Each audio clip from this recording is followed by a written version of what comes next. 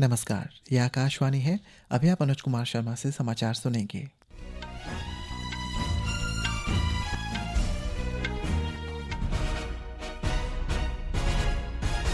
पहले मुख्य समाचार।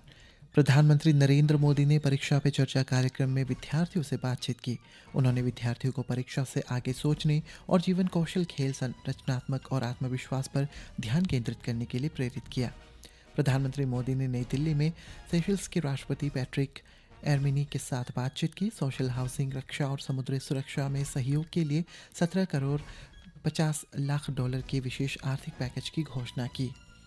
भारत के और सेशल्स में स्वास्थ्य, मौसम विज्ञान, इलेक्ट्रॉनिक्स और सूचना प्रौद्योगिकी तथा सुशासन सहित विभिन्न क्षेत्रों में 7 समझौता ज्ञापनों पर हस्ताक्षर किए। अरुणाचल प्रदेश के लोअर दिबांग वैली जिले के रोइंग में आगामी 12 से 15 फरवरी 2026 तक 22वीं national mountain terrain biking championship का आयोजन किया जाएगा। मानव हाथी संघर्ष को कम करने और सतत सह अस्तित्व को बढ़ावा देने के उद्देश्य से north eastern elephant range states के लिए क्षेत्रीय कार्य योजना के ड्राफ्ट निर्माण हेतु बनाई गई समिति ने साउथ अरुणाचल एलिफेंट रिजर्व के क्षेत्र का दौरा किया और विभिन्न मुद्दों पर विपक्ष के हंगामे के बाद लोकसभा की कार्यवाही कल तक के लिए स्थगित। अब समाचार विस्तार से। प्रधानमंत्री नरेंद्र मोदी ने लोकप्रिय संवाद कार्यक्रम परीक्षा पे चर्चा के 9वें संस्करण के दौरान विद्यार्थियों से बातचीत की। आज जारी किए गए इसके दूसरे वीडियो में उन्होंने परीक्षा के दौरान तनाव को और चिंता से निपटने के तरीकों पर बातचीत की है। श्री मोदी ने विद्यार्थियों को परीक्षाओं से परे देखने और जीवन कौशल, खेल, रचनात्मकता तथा आत्मविश्वास पर ध्यान केंद्रित करने के लिए भी प्रेरित किया।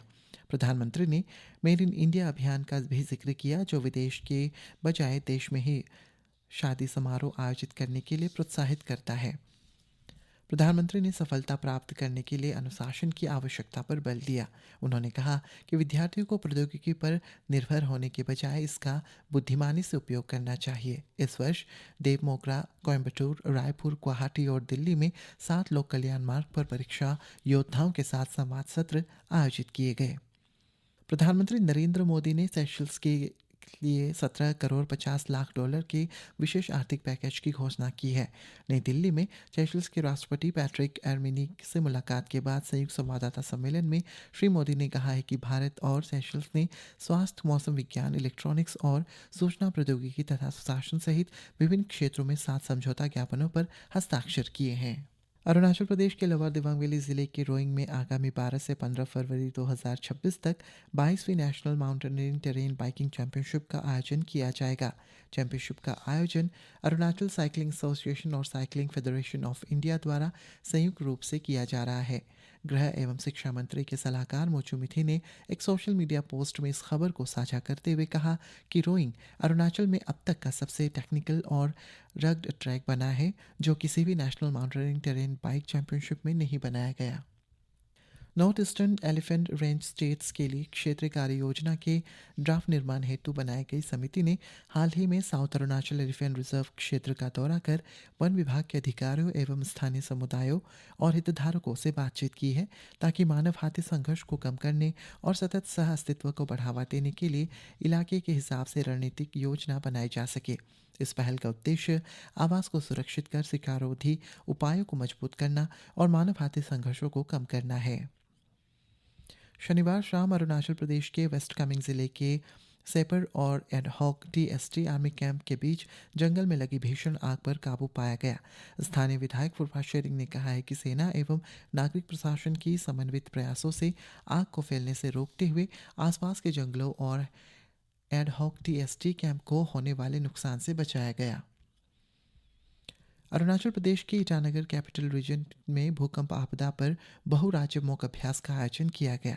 इससे पहले जिला आपदा प्रबंधन प्राधिकरण ने इसमें लोगों के सहयोग का आह्वान करते हुए नागरिकों से डक कवर होल्ड करके हिस्सा लेने और इस दौरान नहीं घबराने की अपील की गई। अरुणाचल प्रदेश के तिराप जिले में शिक्षा विभाग के जिला प्रशासन के साथ मिलकर एक जिला स्तरीय समन्वय बैठक का आयोजन किया गया, ताकि आगामी 17 फरवरी से शुरू होने वाले अकादमी सत्र 2025-26 के लिए सीबीएसई परीक्षाओं को आसानी से, निष्पक्ष और शांति से किया जा सके।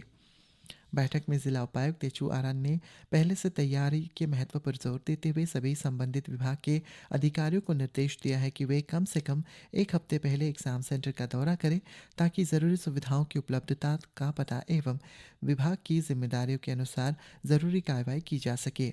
उन्होंने परीक्षा ड्यूटी पर तैनात सभी अधिकारियों से कहा है कि वे अपनी जिम्मेदारियों को पूरी ईमानदारी और लगन के साथ निभाएं ताकि परीक्षा प्रक्रिया बिना किसी परेशानी के हो सके। लोकसभा की कार्रवाई विपक्षी सदस्यों के हंगामे के बाद कल तक के लिए स्थगित कर दी गई है। दोपहर 12 बजे पहले स्थगन के बाद जब सदन की कार्रवाई दोबारा शुरू हुई तो संबंधित मंत्रियों ने अपने अपने मंत्रालयों के दस्तावेज पेश किए। इसके बाद पीठासीन अधिकारियों ने केंद्रीय बजट 2026-27 पर आम चर्चा शुरू की, लेकिन विपक्षी सदस्यों ने अपनी विरोध जारी रखा और सदन की कार्यवाही में बाधा डाली। अध्यक्ष ने कहा है कि केंद्रीय बजट पर बोलने के लिए कांग्रेस सांसद शशि थरूर का नाम लिया है, लेकिन कांग्रेस सदस्यों ने कहा है कि विपक्ष के नेता कुछ बोलना नहीं चाहते। अध्यक्ष ने कहा है कि अगर श्री राहुल गांधी केंद्रीय बजट पर बोलते हैं तो उन्हें बोलने की अनुमति दी जाएगी। हंगामा जारी रहने पर अध्यक्ष ने कार्रवाई दोपहर 2 बजे तक के लिए स्थगित कर दी। 2 बजे बाद कार्रवाई शुरू होने पर हंगामा जारी रहा। इसके बाद अध्यक्ष ने कार्रवाई कल तक के लिए स्थगित कर दी। केंद्रीय संसदीय कार्य मंत्री किरेन रिजिजू ने कांग्रेस पार्टी पर लोकसभा की कार्रवाई बाधित करने का आरोप लगाया है। नई दिल्ली में मीडिया से बात करते हुए उन्होंने कहा कि सरकार ने केंद्रीय बजट पर बहस में हिस्सा लेने वालों के लिए सभी एनडीए सांसदों की सूची पहले ही जमा कर दी थी। श्री रिजिजू ने कहा है कि यदि व्यवधान के कारण सदस्यों को बोलने का मौका नहीं मिलता है तो इसके लिए कांग्रेस पार्टी जिम्मेदार होगी। संसद के दोनों सदनों ने पिछले सप्ताह हरारे में खेले गए अंडर 19 विश्व कप 2026 के फाइनल में इंग्लैंड को हराकर खिताब जीतने पर भारतीय क्रिकेट टीम को बधाई दी है। लोकसभा की कार्रवाई शुरू होने पर अध्यक्ष ओम बिरला ने कहा है कि भारतीय खिलाड़ियों ने टूर्नामेंट में अनुकरणीय कौशल, दृढ़ संकल्प, अनुशासन और एकजुटता का प्रदर्शन किया। राज्यसभा में सदन की कार्रवाई शुरू होने पर अध्यक्ष सीपी राधाकृष्णन ने कहा है कि उपलब्धि देश के युवाओं के प्रतिभा और समर्पण को दर्शाती है। आवास और शहरी कार्य मंत्री मनोहर लाल ने कहा है कि प्रधानमंत्री आवास योजना शहरी के अंतर्गत लाभार्थियों को 9 लाख से अधिक आवास आवंटित किए जा चुके हैं।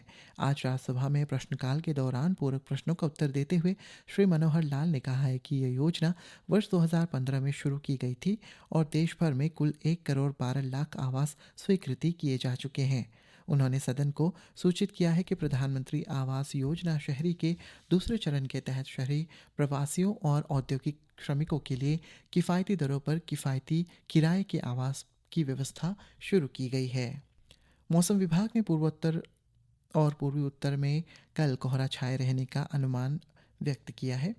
कल तक तटीय आंध्र प्रदेश, बिहार, असम और मेघालय में भी कोहरा छाया रहेगा।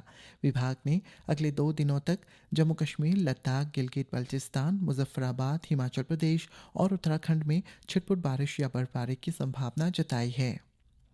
आकाशवाणी का समाचार सेवा प्रभाग आज रात 9:30 बजे फोन इन कार्यक्रम पब्लिक स्पीक में ऑनलाइन गेमिंग की लत युवाओं के लिए स्वास्थ्य के लिए एक बढ़ता खतरा विषय पर परिचर्चा प्रसारित करेगा। कार्यक्रम के दौरान श्रोता ऑनलाइन गेमिंग से संबंधित खतरों, मानसिक स्वास्थ्य पर इसके प्रभाव, लत से छुटकारा पाने के तरीकों और इससे जुड़े अन्य मुद्दों के बारे में प्रश्न पूछ सकते हैं। और अंत में मुख्य समाचार एक बार फिर। प्रधानमंत्री नरेंद्र मोदी ने परीक्षा पे चर्चा कार्यक्रम में विद्यार्थियों से बातचीत की। उन्होंने विद्यार्थियों को परीक्षा से आगे सोचने और जीवन कौशल, खेल, रचनात्मकता और आत्मविश्वास पर ध्यान केंद्रित करने के लिए प्रेरित किया।